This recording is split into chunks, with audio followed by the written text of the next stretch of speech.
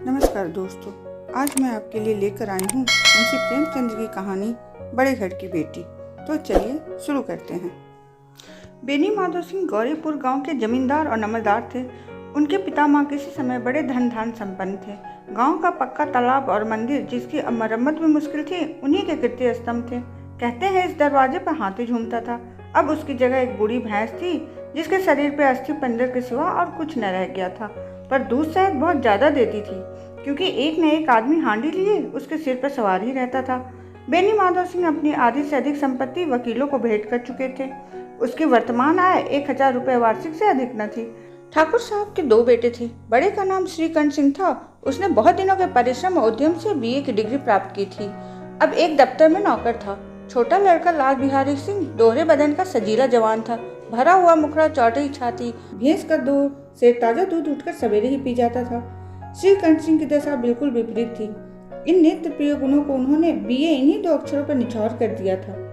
इन 2 अक्षरों ने उनके शरीर को निर्बल, चेहरे को कांतिहीन बना दिया था। इसी से वैदिक ग्रंथों पर उसका विशेष प्रेम था। आयुर्वेदिक औषधियों पर उसका अधिक विश्वास था। शाम सवेरे उसके कमरे से प्रायः खरल की सुरीली कर्ण मधुर ध्वनि सुनाई दिया करती थी। लाहौर और कलकत्ते के वैद्यों में बड़ी लिखा पड़ी रहती थी। श्रीकंठ इस अंग्रेजी डिग्री के अधिपति होने पर भी अंग्रेजी सामाजिक प्रथाओं के विशेष प्रेमी न थे, बल्कि बहुधा बड़े जोर से उनकी निंदा किया करते थे और तिरस्कार भी करते थे। इसी से गांव में उनका बड़ा सम्मान था। दशहरे के दिनों में वो बड़े उत्साह से रामलीला में सम्मिलित होते और स्वयं किसी न किसी पात्र का पाठ लेते थे। गौरीपुर में रामलीला के वही जन्मदाता थे। प्राचीन हिंदू सभ्यता का गुणगान उनकी धार्मिकता का प्रधान अंग था। सम्मिलित कुटुंब के तो वो एकमात्र उपासक थे। आजकल की स्त्रियों को कुटुंब में मिलजुल कर रहने की जो अरुचि होती है, उसे वह जाति और देश दोनों के लिए हानिकारक समझते थे। यही कारण था कि गांव की ललनाएं उनकी निंदा किया करती थी। कोई तो उन्हें अपना शत्रु समझने में भी संकोच न करती थी। स्वयं उनकी पत्नी को भी इस विषय में उनसे विरोध था। यह इसलिए नहीं कि उसे अपने सास ससुर, देवर या जेठ आदि से घृणा थी, बल्कि उसका विचार था कि यदि बहुत कुछ सहने और साथ देने पर भी परिवार के साथ निर्वाह न हो सके, तो आए दिन की कला से जीवन को नष्ट करने की अपेक्षा यही उत्तम है कि अपनी खिचड़ी अलग पकाई जाए। आनंदी एक बड़े उच्च कुल की लड़की थी। उसके बाप एक छोटी सी रियासत के तालुकेदार थे। विशाल भवन, एक हाथी, 3 कुत्ते, बाज, बहरी सिकरे, झाड़ फानूस, ऑनरी, मजिस्ट्री और ऋण, जो एक प्रतिष्ठित तालुकेदार के भोग पदार्थ हैं, सभी वहां विद्यमान थे। नाम था भूप सिंह। बड़े उदारचित्त और प्रतिभाशाली पुरुष थे, पर दुर्भाग्य से लड़का एक भी न था। 7 लड़कियां हुई और देव योग से सबकी सब जीवित रहीं। पहली उमंग में तो उन्होंने 3 ब्याह दिल खोल कर किए। 15-20 हजार रुपए का कर्ज सिर पे हो गया तो आंखें खुली, हाथ समेट लिया। आनंदी चौथी लड़की थी। वह अपनी सब बहनों में रूपवती और गुणवती थी। इससे ठाकुर भूप सिंह उसे बहुत प्यार करते थे। सुंदर संतान को कदाचित उसके माता पिता भी अधिक चाहते हैं। ठाकुर साहब बड़े धर्म संकट में थे कि उसका विवाह कहाँ करें। न तो यही चाहते थे कि ऋण का बोझ बढ़े, और न यह स्वीकार था कि उसे अपने को भाग्यहीन समझना पड़े। एक दिन श्रीकंठ उनके पास किसी चंदे का रुपया मांगने आए। शायद नागरिक प्रचार का चंदा था। भूप सिंह उनके स्वभाव उस पर रीझ गए और धूमधाम से श्रीकंठ सिंह का आनंदी के साथ ब्याह कर दिया। आनंदी अपने नए घर में आई तो यहाँ का रंग ढंग कुछ और ही देखा। जिस टिमटाम की उसे बचपन से ही आदत पड़ी हुई थी, वहाँ यह नाम मात्र का भी न था। हाथी घोड़ों का तो कहना ही क्या, कोई सजी हुई सुंदर बहली तक न थी। रेशमी स्लीपर साथ लेकर आई थी, पर यहाँ बाग कहाँ। मकान में खिड़कियां तक न थी, न जमीन पर फर्श, न दीवार पर तस्वीरें। यह एक सीधा साधा गृहस्थ का मकान था, किंतु आनंदी ने थोड़े ही दिनों में अपने को इस नई अवस्था में ऐसे अनुकूल बना लिया मानो उसने विलास के सामान कभी देखे ही न थे। एक दिन दोपहर के समय लाल बिहारी 2 चिड़ियां लिए हुए आया और भावत से बोला, जल्दी से पका दो, मुझे भूख लगी है। आनंदी भोजन बनाकर उसकी राह देख रही थी। अब वो नया व्यंजन बनाने बैठी। हांडी में देखा तो घी पाव भर से अधिक न था। बड़े घर की बेटी किफायत क्या जाने, उसने सब घी मांस में डाल दिया। लाल बिहारी खाने बैठा तो दाल में घी न था। बोला, दाल में घी क्यों नहीं छोड़ा? आनंदी ने कहा, घी सब मांस में पड़ गया। लाल बिहारी जोर से बोला, अभी परसों घी आया है, इतनी जल्दी उठ गया? आनंदी ने उत्तर दिया, आज तो कुल पाव भर से रहा होगा, सब मैंने मांस में डाल दिया। जिस तरह सूखी लकड़ी जल्दी से जल उठती है, उसी तरह क्षुब्ध मनुष्य भी जरा जरा सी बात से तिनक जाता है। लाल बिहारी को भावच की यह चिटाई बहुत बुरी मालूम हुई। तिनक कर बोला, मायके में तो जैसे घी की नदी बहती थी। स्त्री गाली सह सकती है, मार भी सह सकती है, पर मायके की निंदा उससे सही नहीं जाती। आनंदी मुंह फेर कर बोली, हाथी मरा भी तो 9 लाख का। वहाँ इतना घी नित नाई और कहाँ खा जाते हैं। लाल बिहारी जल गया, थाली उठाकर पलट दी और बोला, जी चाहता है जीभ पकड़ के खींच लूं। आनंदी को भी क्रोध आ गया, मुंह लाल हो गया। बोली, वह होते तो आज इसका मजा चखाते। अब अनपढ़ उज्जर ठाकुर से न रहा गया। उसकी स्त्री एक साधारण जमींदार की बेटी थी। जब जी चाहता था उस पर हाथ साफ कर लिया करता था। खड़ाऊ उठा करके आनंदी की ओर जोर से फेंका और बोला, जिसके गुमान में फूली समा रही हो उसे भी देख लूंगा और तुम्हें भी। आनंदी ने हाथ से खड़ाऊ रोकी, सिर बच गया पर उंगली में बड़ी चोट आई। क्रोध के मारे हवा से हिलते पत्ते की भांति कांपती हुई अपने कमरे में आकर खड़ी हो गई। स्त्री का बल और साहस, मान और मर्यादा पति तक है। उसे पति के ही बल पर पुरुषत्व का घमंड होता है। आनंदी खून का घूंट पीकर रह गई। श्रीकंठ सिंह शनिवार को घर आया करते थे। बृहस्पति को यह घटना हुई थी। 2 दिन तक आनंदी कोप भवन में रही, न कुछ खाया न पिया, उनकी बाट देखती रही। अंत में शनिवार को वह नियमानुकूल संध्या समय घर आए और आकर बैठक में कुछ इधर उधर की बातें हुई। कुछ देश काल संबंधी समाचार तथा कुछ नए मुकदमों की आदि पर चर्चा करने लगे। यह वार्तालाप 10 बजे रात तक होता रहा। गांव के भद्र पुरुषों को इन बातों से ऐसा आनंद मिलता था कि खाने पीने की भी सूध न रहती थी। श्रीकंठ को पिंड छुड़ाना मुश्किल हो जाता था। ये 2-3 घंटे आनंदी ने बड़े ही कष्ट से काटे। इसी तरह भोजन का समय आया। पंचायत उठी, एकांत हुआ तो लाल बिहारी ने कहा, भैया आप जरा भाभी को समझा दीजिएगा कि मुंह संभाल कर बातचीत किया करे, नहीं तो एक दिन अनर्थ हो जाएगा। बेनी माधव सिंह ने बेटे की ओर से साक्षी दी, हाँ बहू बेटियों का यह स्वभाव अच्छा नहीं कि मर्दों के मुंह लगे। लाल बिहारी, वह बड़े घर की बेटी है तो हम भी कोई कुर्मी कहार नहीं है। श्रीकंठ ने चिंतित स्वर में पूछा, आखिर बात क्या हुई? लाल बिहारी ने कहा, कुछ भी नहीं, यूं ही आप उलझ पड़ी। मैके के सामने हम लोगों को कुछ समझती ही नहीं। श्रीकंठ खा पीकर आनंदी के पास गया। वह भरी हुई बैठी थी। वह हजरत भी कुछ तीखे थे। आनंदी ने पूछा, चित्त तो प्रसन्न है ना? श्रीकंठ बोले, बहुत प्रसन्न है, पर तुमने आजकल घर में यह क्या उपद्रव मचा रखा है? आनंदी की त्योरियों पर बल पड़ गई। झुंझलाहट के मारे बदन में ज्वाला सी दहक उठी। बोली, जिसने तुमसे यह आग लगाई है उसे पाऊं तो मुंह झुलस दूं। श्रीकंठ, इतनी गर्म होती हो, बताओ तो क्या हुआ? आनंदी, क्या कहूँ, यह मेरे भाग का फेर है, नहीं तो गंवार छोकरा जिसको चपरासी गिरी तक करने का भी सहूर नहीं है, मुझे खड़ाऊ से मार कर यूं ना अकड़ता। श्रीकंठ, सब हाल साफ साफ कहो तो मालूम हो, मुझे तो कुछ पता ही नहीं। आनंदी, परसों तुम्हारे लाडले भाई ने मुझसे मांस पकाने को कहा। घी हांडी में पाव भर से अधिक न थी, वह सब मैंने मांस में डाल दिया। जब खाने को बैठा तो कहने लगा, दाल में घी क्यों नहीं है? बस इसी पर मैके को बुरा भला कहने लगा। मुझसे रहा न गया। मैंने कहा कि वहाँ इतने घी तो नाई कहाँ खा जाते हैं और किसी को जान भी नहीं पड़ता। बस इतनी सी बात पर इस अन्याय ने मुझ पर खड़ाऊ फेंक कर मारी। यदि हाथ से न रोक लूं तो सिर फट जाए। उसी से पूछो मैंने जो कुछ कहा वह सच है या झूठ? श्रीकंठ की आंखें लाल हो गईं। बोले, यहाँ तक हो गया इस छोकरे का यह साहस? श्रीकंठ बड़े धैर्यवान और शांत पुरुष थे। उन्हें कदाचित ही क्रोध ही आता था। स्त्रियों के आंसू पुरुषों के क्रोध अग्नि भड़काने में तेल का काम करती है। रात भर करवटें बदलते रहें, उद्विग्नता के कारण पलक तक न झपकी। प्रातःकाल अपने बाप के पास जाकर बोले, दादा अब इस घर में मेरा निवाह न होगा। इस तरह की विद्रोहपूर्ण बातें कहने पर श्रीकंठ ने कितनी ही बार अपने कई मित्रों को आड़े हाथों लिया था, परंतु दुर्भाग्य आज उन्हें स्वयं ही यह बात अपने मुंह से कहने पड़ रही है। दूसरों को उपदेश देना भी कितना सहज है। बेनी माधव सिंह घबरा उठे और बोले, क्यों श्रीकंठ? इसलिए कि मुझे भी अपनी मान प्रतिष्ठा का कुछ विचार है। आपके घर में अब अन्याय और हठ का प्रकोप रहता है।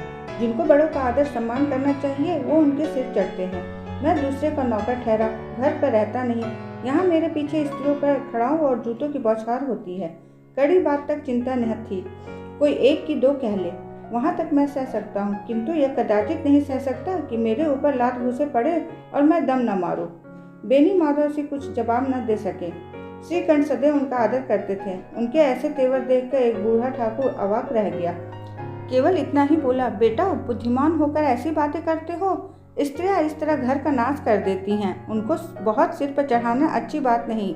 श्रीकंठ, इतना मैं जानता हूँ, आपके आशीर्वाद से ऐसा मूर्ख नहीं हूँ। आप स्वयं जानते हैं कि मेरे ही समझाने बुझाने से इसी गांव में कई घर संभल गए, पर जिस स्त्री की मान प्रतिष्ठा का ईश्वर के दरबार में उत्तरदाता हूँ, उसके प्रति ऐसा घोर अन्याय और पशुवत व्यवहार मुझे असह्य है। आप सच मानिए, मेरे लिए यह कुछ कम नहीं है कि मैं लाल बिहारी को कुछ दंड नहीं देता। अब बेनी माधव सिंह भी गरमाए, ऐसी बातें और न सुन सके। बोले, लाल बिहारी तुम्हारा भाई है, उससे जब भी कोई भूल चूक हो उसके कान पकड़ो। लेकिन श्रीकंठ, लाल बिहारी को मैं अपना भाई नहीं समझता। बेनी माधव सिंह स्त्री के पीछे। श्रीकंठ, जी नहीं, उसकी क्रूरता और अविवेक के कारण। दोनों कुछ देर चुप रहे। ठाकुर साहब लड़के का क्रोध शांत करना चाहते थे, लेकिन यही स्वीकार नहीं करना चाहते थे कि लाल बिहारी ने कोई अनुचित काम किया है। इसी बीच गांव के कई और सज्जन हुक्के चिल्लम के बहाने वहां आ बैठे। कई स्त्रियों ने जब यह सुना कि श्रीकंठ पत्नी के पीछे पिता से लड़ने को तैयार है तो उन्हें बड़ा हर्ष हुआ। दोनों पक्षों की मधुर वाणियां सुनने के लिए उनकी आत्मीयत तिलमिलाने लगी। गांव में कुछ ऐसे कुटिल मनुष्य भी थे जो इस कुल की नीतिपूर्ण गति पर मन ही मन चलते थे। वह कहा करते थे, श्रीकंठ अपने बाप से दबता है इसलिए वह दब्बू है, उसने विद्या की पढ़ाई की है इसलिए वह किताबों का कीड़ा है। बेनी माधव सिंह उनकी सलाह के बिना कोई काम नहीं करते, यह उनकी मूर्खता है।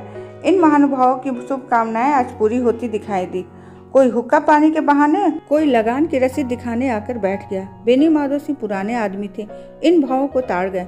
उन्होंने निश्चय किया, चाहे जो कुछ हो, इन विद्रोहियों को ताली बजाने का अवसर न दूंगा। तुरंत कोमल शब्दों में बोले, बेटा मैं तुमसे बाहर नहीं हूँ, तुम्हारा जो चीज है करो। अब तो लड़के से अपराध हो गया। इलाहाबाद का अनुभव रहित झल्लाया हुआ ग्रेजुएट इस बात को समझ न सका। उसे डिबेटिंग क्लब में अपनी बात पर अड़े रहने की आदत थी, इन हथकंडों की उसे क्या खबर। बाप ने जिस मतलब से बात पलटी थी वह उसकी समझ में न आया। बोला, लाल बिहारी के साथ अब इस घर में रहना मुश्किल है। बेनी माधव, बेटा बुद्धिमान लोग मूर्खों की बात पर ध्यान नहीं देते, वह बेसमझ लड़का है, उससे जो कुछ भी भूल हुई उसे तुम बड़े होकर क्षमा करो। श्रीकंठ, उसकी इस दुष्टता को मैं कदाचित नहीं सह सकता, या तो वही इस घर में रहेगा या मैं। आपको यदि वो अपराधी प्यारा है तो मुझे विदा कीजिए, मैं अपना भार संभाल लूंगा। यदि मुझे रखना चाहते हैं तो उससे कहिए जहाँ चाहे चला जाए, बस यह मेरा अंतिम निश्चय है। लाल बिहारी सिंह दरवाजे की चौखट पर चुपचाप खड़ा बड़े भाई की बातें सुन रहा था। वह उसका बहुत ही आदर करता था। उसे कभी इतना साहस न हुआ था कि श्रीकंठ के सामने चारपाई पर बैठ जाए, हुक्का पी ले या पान खा ले। बाप का भी वह इतना सम्मान नहीं करता था। श्रीकंठ का भी उस पर हार्दिक स्नेह था। अपने होश में उन्होंने कभी उसे गुड़काया तक न था। जब वह इलाहाबाद से आते तो उसके लिए कोई न कोई वस्तु अवश्य जलाते थे। मुगदर की जोड़ी उन्होंने ही बनवा दी थी। पिछले साल जब उसने अपने ढियोई जवान को नागपंचमी के दिन दंगल में पछाड़ा था तो उन्होंने पुलकित होकर अखाड़े में ही जाकर उससे गले लगा लिया था। 5 रुपए भी लुटाए थे। ऐसे भाई के मुंह से आज ऐसे हृदय विदारक बात सुनकर लाल बिहारी को बड़ी ग्लानि हुई। वह फूट फूट कर रोने लगा। उसमें संदेह न थी कि उसे अपने किए पर बहुत ही पछतावा हो रहा था।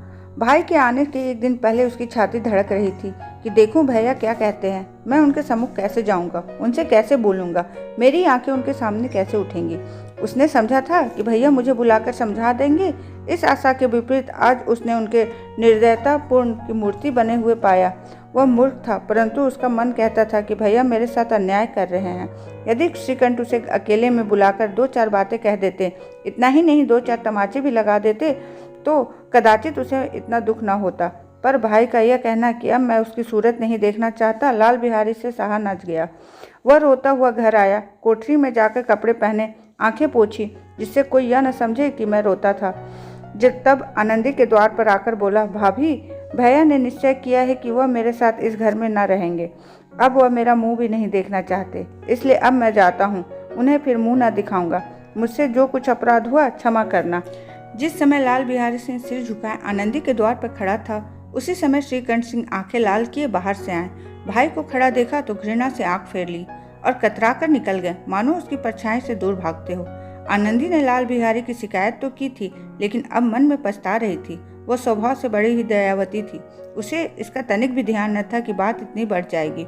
वह मन में अपने पति पर झुंझला रही थी, इतने गर्म क्यों होते हैं। उस पर यह भी भय लग रहा था कि यदि मुझसे इलाहाबाद चलने को कहे तो कैसे क्या करूंगी। इस बीच में जब उसने लाल बिहारी को दरवाजे पर खड़े यह कहते सुना कि अब मैं जाता हूँ, मुझसे कोई अपराध हुआ हो तो क्षमा करना, तो उसका रहा सहा क्रोध भी पानी में बह गया। वह रोने लगी। मन का मैल धोने के लिए नयन जल से उपयुक्त और कोई वस्तु नहीं है। श्रीकंठ को देखकर आनंदी ने कहा, लाल बाहर खड़े बहुत रो रहे हैं। श्रीकंठ, तो मैं क्या करूं? आनंदी, भीतर बुला लो, मेरी जीभ में आ लगे कि मैंने यह झगड़ा उठाया। श्रीकंठ, मैं ना बुलाऊंगा। आनंदी, पछताओगे? उन्हें बहुत ग्लानि हो गई है। ऐसा ना कहो, कहीं चल दे तो। इतने में लाल बिहारी ने फिर कहा, भाभी, भैया से मेरा प्रणाम कह दो। वह मेरा मुंह नहीं देखना चाहती, इसलिए मैं भी अपना मुंह नहीं न दिखाऊंगा।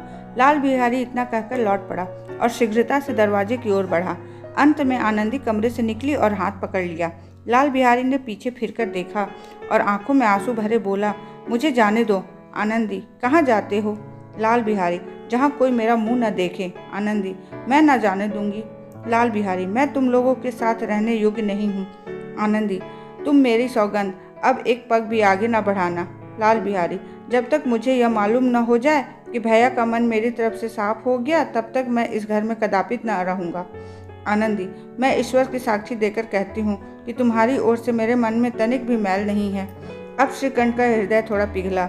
उन्होंने बाहर आकर लाल बिहारी को गले लगा लिया। दोनों भाई खूब फूट फूट कर रोए।